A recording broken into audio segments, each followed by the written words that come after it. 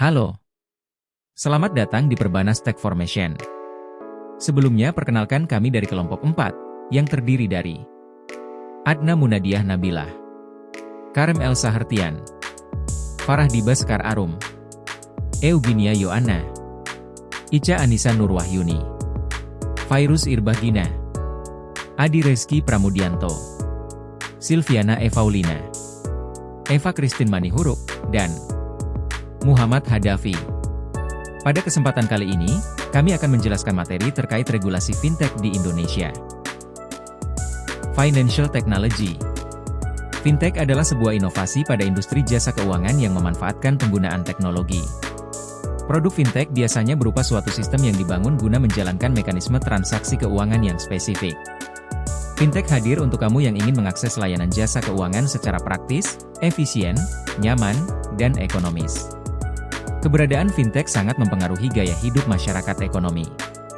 Perpaduan antara efektivitas dan teknologi memiliki dampak positif bagi masyarakat pada umumnya.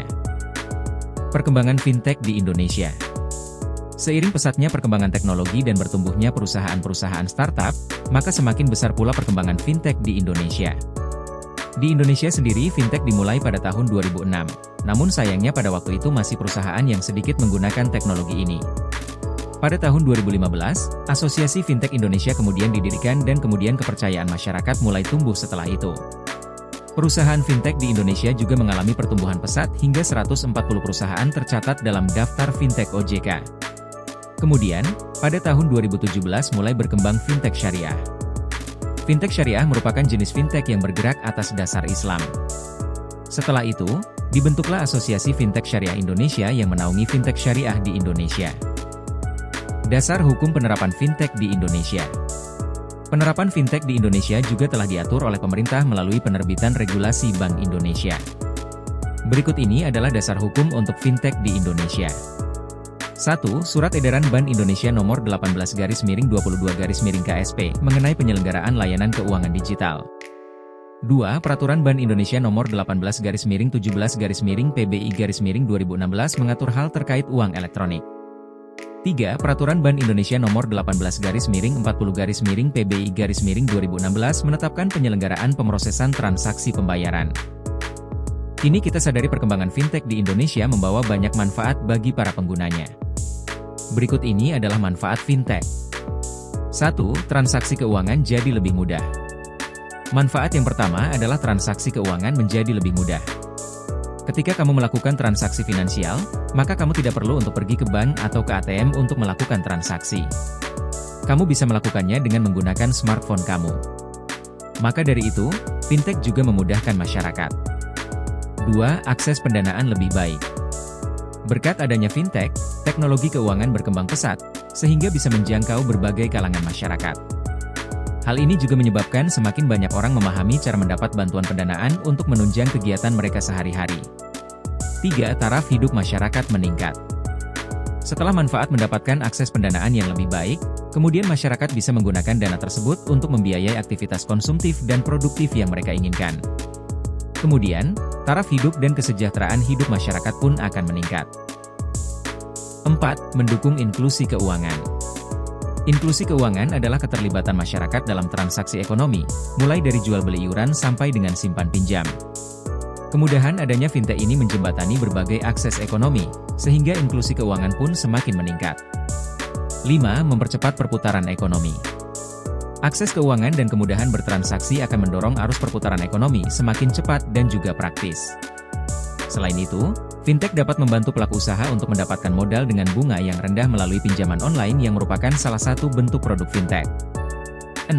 Membantu UMKM untuk modal usaha. Sebelum muncul keberadaan financial technology, semua UMKM dulunya mengandalkan pinjaman bank untuk modal usahanya. Pinjaman bank biasanya terdapat bunga yang cukup tinggi dan prosedur serta persyaratan yang cukup sulit. Bagi fintech yang sudah mendapat pengawasan OJK dan terdaftar di OJK, maka fintech ini bisa memberikan solusi untuk modal usaha para UMKM.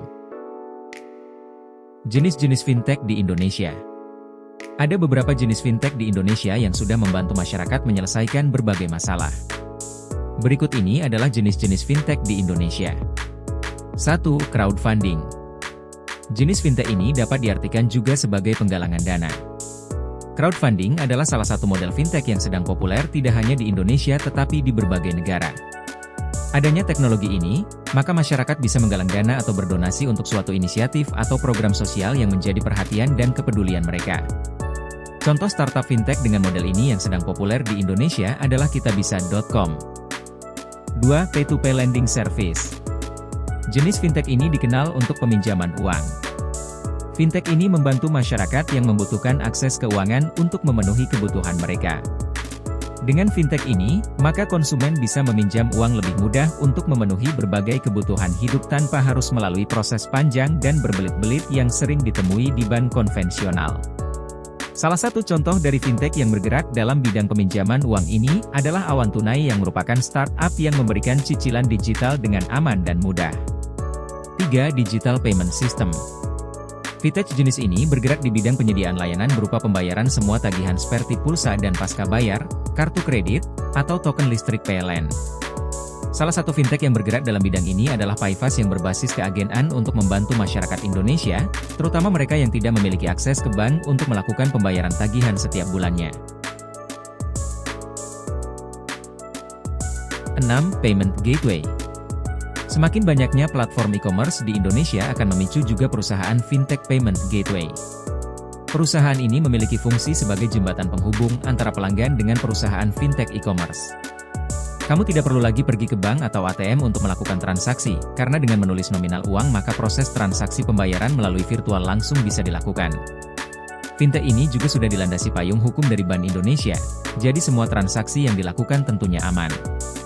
Dari sisi teknologi, Payment Gateway dilengkapi dengan 3 sistem pelacakan guna melindungi terhadap pencurian data, yaitu Address Verification System atau AVS, Card Security Code atau CV2, dan 3D Secure Password.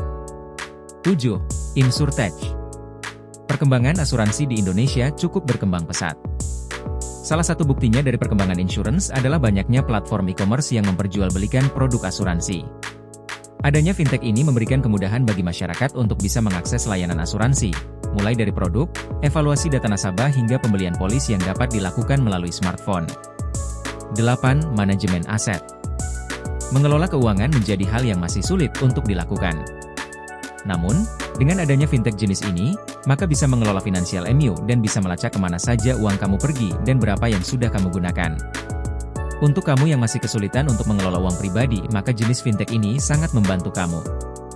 Hebatnya lagi, tidak hanya perorangan, mengelola uang dengan skala bisnis besar pun bisa dengan fintech jenis ini.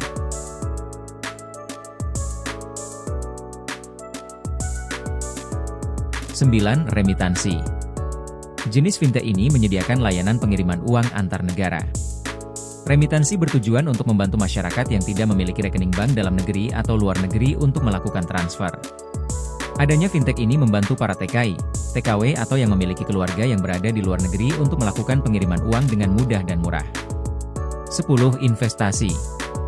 Saat ini investasi banyak sekali diminati oleh kalangan muda. Hal ini karena investasi sudah tidak lagi sulit untuk dilakukan. Banyak aplikasi investasi yang menyediakan layanan secara online. Banyak produk juga yang bisa kamu pilih untuk investasi, seperti reksadana online hingga Bitcoin. Ciri-ciri fintech ilegal yang wajib diwaspadai. Hadirnya perusahaan fintech memang memberikan kemudahan bagi masyarakat yang membutuhkan dana cepat.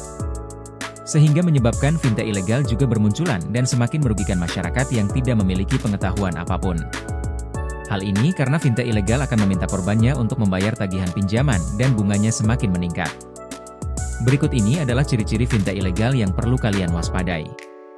1. Fintech ilegal tidak memiliki legalitas. Artinya fintech ilegal tidak terdaftar dan tidak memiliki izin yang resmi dari OJK. 2. Memberikan bunga, denda dan biaya lain yang sangat tinggi dan cenderung tidak jelas dalam proses penagihan. 3. Proses penagihan dilakukan secara tidak beretika dan cenderung kasar bahkan mengancam. 4. Fintech ilegal akan mengakses data konsumen seperti kontak, kamera, mikrofon, dan lainnya. 5. Fintech ilegal juga tidak memiliki layanan seperti kontak pengaduan. Merujuk dari laman OJK, belum lama ini Lembaga Otoritas Jasa Keuangan atau OJK kembali memblokir 3.193 pinjaman online ilegal karena kedapatan menggunakan data nasabah untuk menagih utang dengan cara mengintimidasi.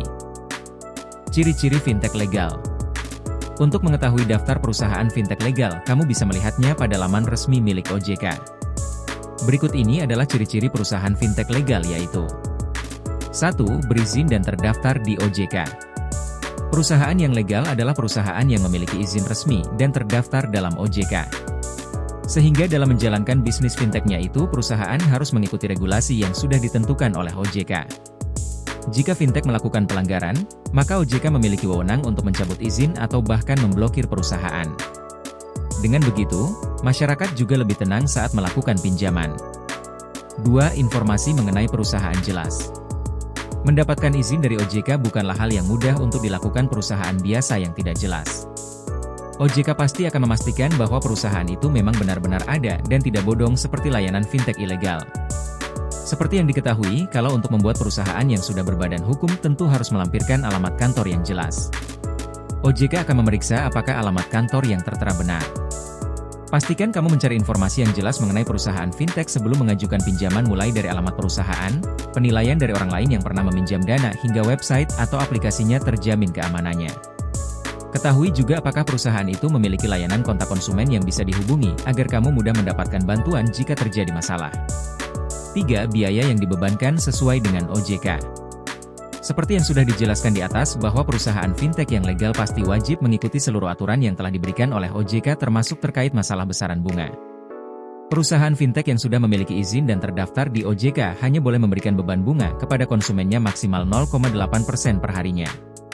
Terdapat beberapa kelebihan untuk kamu jika mempercayai fintech yang sudah berizin OJK. Meminjam uang dari fintech yang legal tentu lebih murah dengan proses yang lebih transparan.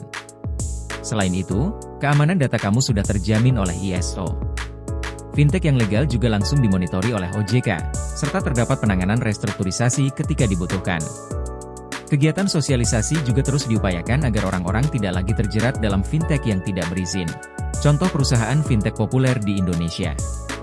Berikut adalah perusahaan-perusahaan fintech yang populer di Indonesia. 1. Modalku. Platform ini berjenis peer-to-peer lending yang memungkinkan pemilik UMKM mampu mengajukan pinjaman sebanyak 50 juta hingga 500 juta rupiah dalam kurun waktu 3-12 bulan. Modalku akan menerima komisi sebesar 3% dari peminjaman dan 3 hingga 4% dari pihak investor. 2. Finansialku. Finansialku atau PT Solusi Finansialku Indonesia merupakan perusahaan perencana keuangan yang memiliki kanal edukasi, aplikasi keuangan, hingga konsultasi keuangan. Hingga Agustus 2020, perusahaan fintech Indonesia ini telah mengumpulkan seed funding dengan total 3,3 juta dolar AS. 3. Kredivo. Kredivo adalah contoh fintech di Indonesia dengan konsep pinjaman tanpa kartu kredit dengan proses pendaftaran serta pencairan dana yang cepat. Kredivo juga menawarkan kemudahan dalam pinjaman tunai dengan bunga terendah dibandingkan perusahaan sejenis. 4. GoPay. Untuk mendukung berbagai layanan yang dimiliki oleh aplikasi on-demand Gojek, pihak Gojek akhirnya membuat sebuah layanan bernama GoPay untuk mendukung layanan pembayaran non-tunai. Saat ini, mayoritas pengguna Gojek sudah memanfaatkan layanan ini dikarenakan pelanggan banyak dimanjakan dengan berbagai diskon dan hadiah yang cukup menggiurkan dan dapat ditukar dengan poin yang diperoleh. 5. OVO. OVO bisa dikatakan menjadi kompetitor kuat bagi GoPay. OVO sama halnya seperti GoPay adalah aplikasi dompet digital yang memudahkan penggunanya melakukan transaksi secara non-tunai. Dengan promo yang memikat pelanggan, salah satu perusahaan fintech terbesar di Indonesia ini juga bekerja sama dengan banyak merchant, bahkan sudah bekerja sama dengan lebih dari 200.000 UKM yang tersebar di Indonesia. 6. Tanifan. Tanifan merupakan layanan pinjaman dana yang berbeda dengan pinjaman untuk usaha atau bisnis saja. Namun, platform ini memberikan solusi bagi para petani, peternak dan nelayan di Indonesia untuk bisa mendapat akses keuangan dalam usaha mengembangkan sektornya masing-masing.